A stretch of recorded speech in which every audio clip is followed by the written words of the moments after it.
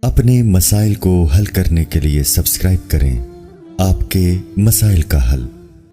کون والی مہندی لگا کر نماز کا حکم؟ کیا کون والی مہندی لگانے سے نماز ہو جاتی ہے؟ محمد انس انڈیا سے۔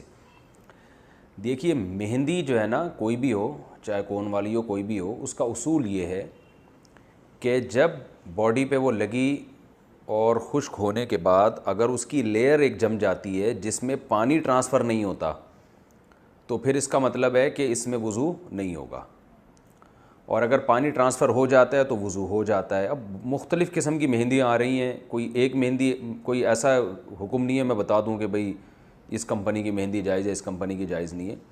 تو جو مہندی استعمال کرنا چاہیں اس کا ایک تجربہ کر لیں۔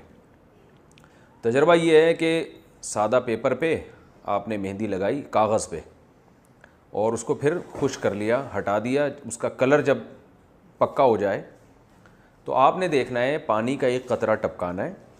اگر پانی کا قطرہ اس کلر کے آر پار ہو جاتا ہے اور کاغذ نیچے سے گیلا ہو جاتا ہے تو اس کا مطلب ہے کہ اس کے اندر سے پانی گزر رہا ہے، اور اگر پانی کا قطرہ اوپر ہی پھسلتا رہتا ہے تو اٹ مینز اس کے اندر سے پانی نہیں گزر سکتا، لہذا اس میں وضو جائز نہیں ہوگا۔ تو یہ ایک اصول میں نے بیان کر دیا ہے، ہر مہندی ہر کیمیکل کو اسی تجربے پہ آپ پرکھیں۔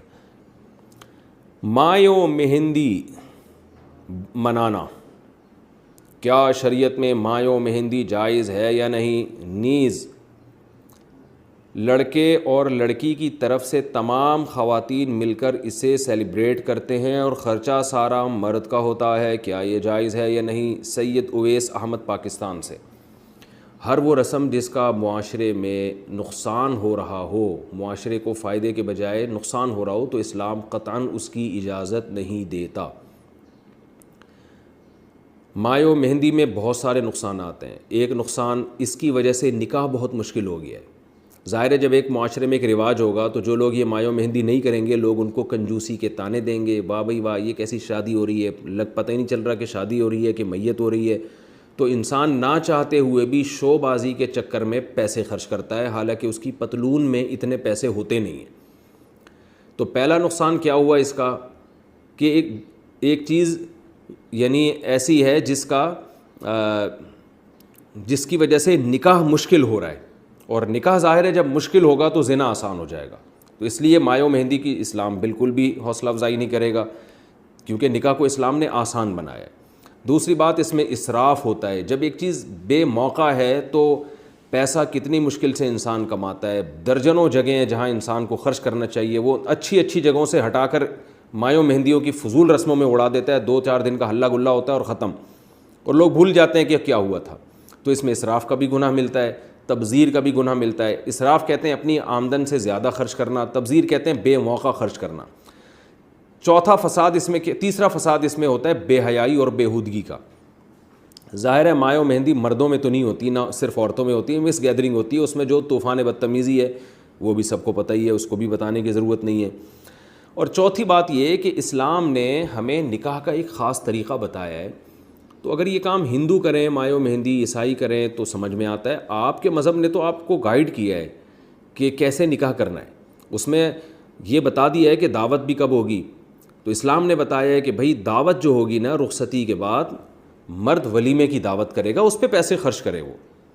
تو جب اسلام نے ہمیں بتا دیا ہے کہ کہاں خرچ کرنا ہے کہاں نہیں کرنا، تو ہمارے پاس اسلام کی گائیڈنس موجود ہے، لہذا نکاح ہم نے کرنا ہے تو سنت طریقے پر۔ اور سنت طریقہ کیا ہے کہ نکاح ہو جائے مسجد میں یا کہیں بھی کسی مجمع میں، اور مرد کی طرف سے چند افراد، اس کی مائیں بہنیں وغیرہ جا کے دلہن کو لے آئیں۔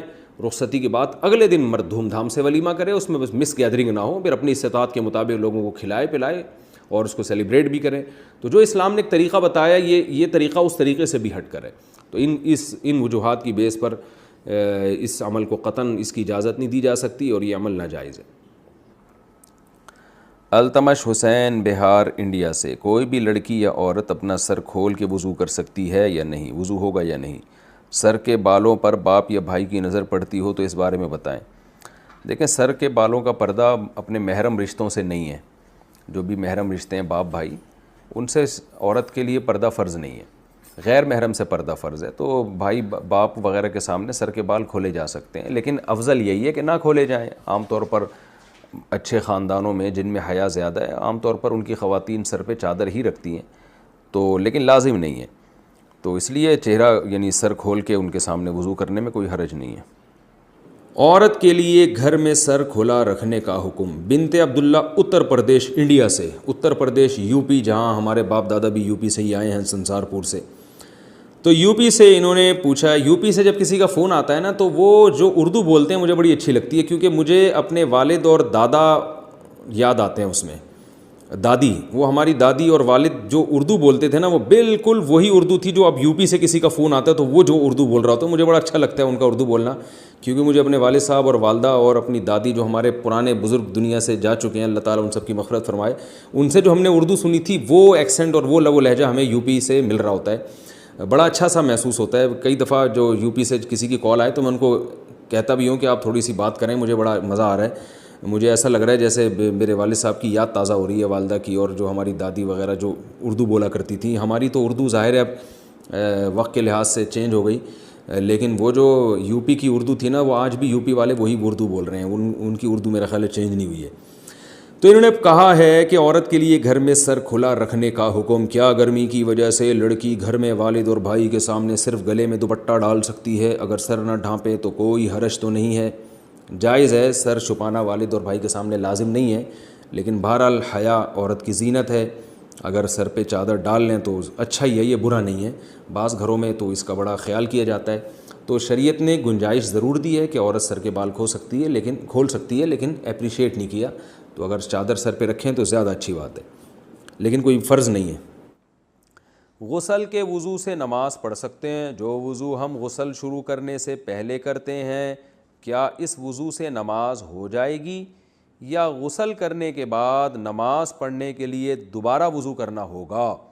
جاوید صاحب انڈیا سے، اگر آپ نے غسل کرنے سے پہلے وضو کر لیا اور پھر دوبارہ غسل کیا تو ویسے ہی آپ کا وضو ہو گیا، دوبارہ وضو کی ضرورت نہیں ہے۔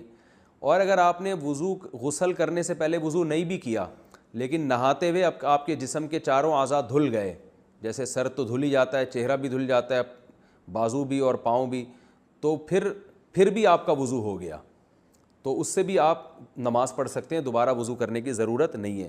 لیکن سنت یہی ہے کہ غسل سے پہلے باقاعدہ وضو کیا جائے پھر غسل کیا جائے، تو بہتر یہی ہے۔ لیکن اگر کسی نے سنت پر عمل نہیں کیا، ڈائریکٹ ویسے ہی نہا لیا، تو بھی خود بخود اس کا وضو ہو جائے گا اور اس کو دوبارہ وضو کرنے کی ضرورت نہیں ہے۔